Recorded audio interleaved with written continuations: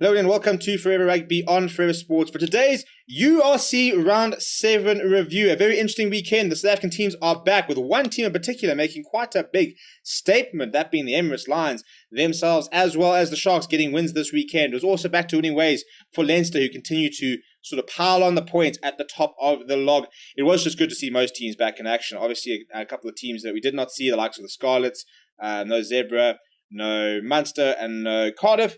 But it was just good to see South African teams back in action, and I think that we also saw quite a lot of signs and interesting sort of takeaways from the matches we did see from a South African point of view in terms of the way some of our teams are playing, some of the teams which have issues, and a bit of a taste of just how good I think the Sharks side could become.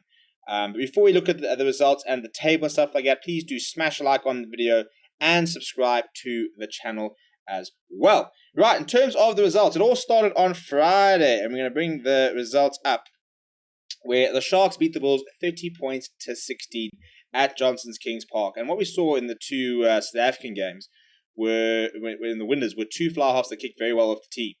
Look at that.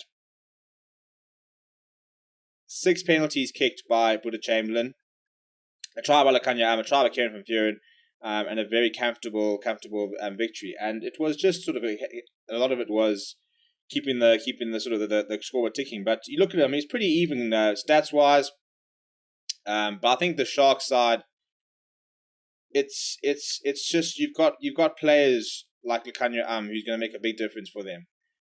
Buddha Chamberlain, scoring 20 points of 30. It's exactly what you want from a fly half. And we saw a similar thing from Red Zailing, scoring 17 points.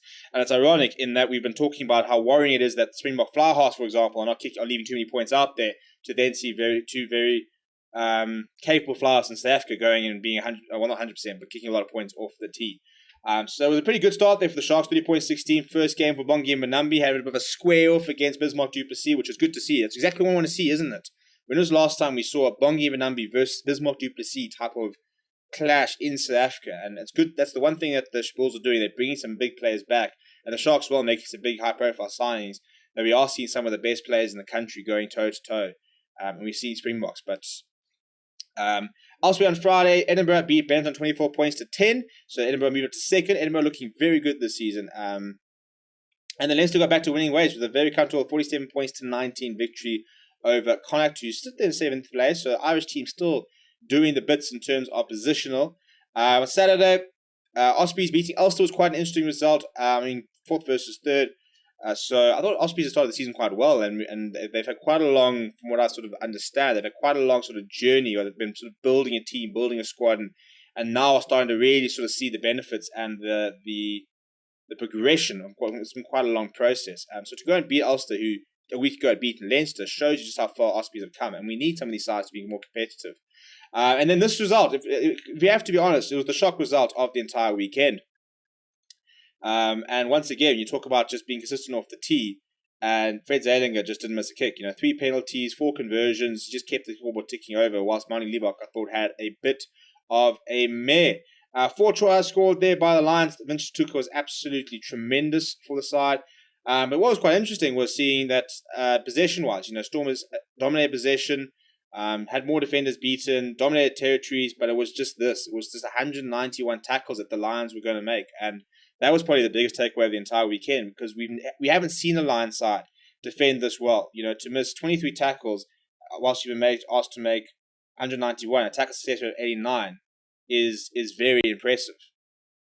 And then obviously 100% kicking success rate helps. They conceded more penalties, but Fred Zeilinger, 17 points. It was a very, very polished performance from the Lions. Frankie Horngraving embraced the tries. Vince Tuka was tremendous. And then elsewhere on that night, we then saw Glasgow Warriors beating Dragons. So Glasgow sitting in 5th. So the two Scottish sides are going quite well at the moment, sitting I think 4th and 5th. Yeah, 4th and 5th. So looking pretty solid there. If we look at the table though, and how it all sort of shaping up, the South African side is still pretty far down. Leinster at the top there, they've got 1 point lead on Edinburgh. A bit of a gap between them, and then Ulster sitting 25 points. But after that, already 8 points between Leinster in 1st and Ospreys in 4th, and they have played the same amount of games.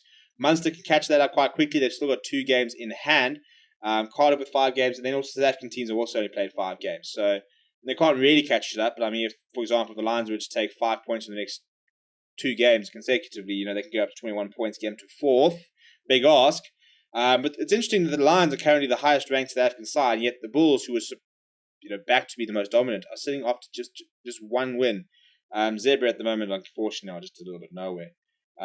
But these 2 teams, very much disappointing. Sharks looked a lot better. And I think, a couple of these teams missed winnable games. The way that the Lions play, they probably would have been able to get a result against the Scarlets or Cardiff and stuff like that. Maybe wouldn't have get against Munster, but that was sort of a reassuring thing for me, is seeing that the Lions, who were the side that people were worried about whether they can compete, the way that they beat the Stormers sort of put a little bit of doubt down. But now there's a little bit of doubt about the Stormers itself.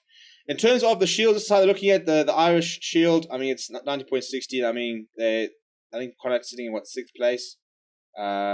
So Irish teams continue to dominate it, but Osprey's doing very nicely. Carter sort of trying to stay with them, but it's Edinburgh and Glasgow I've been quite impressed with. Both sitting in the 20 points already. Edinburgh 1 point behind Leinster, making quite a big statement. A couple of very big players for them standing up. And then the South African Shield looking a little bit sad at the moment. I mean, the Lions here would be, 4th in the Scottish Stallion side. They'd be tied 3rd in the Welsh Shield, and they'd be 4th in the Irish Shield. So that's probably a little bit of a concern, but there are obviously 2 games in hand. In terms of the rugby to come for the URC, no rugby this coming weekend.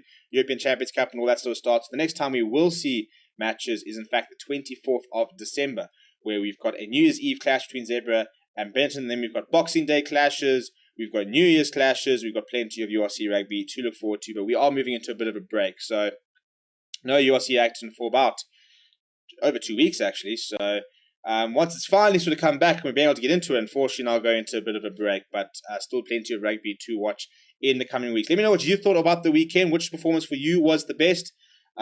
Which one was really memorable? Which players would you really sort of thought were standouts this past weekend? Let me know down in the comments. Please do smash a like on the video, as well as subscribe to the channel as well.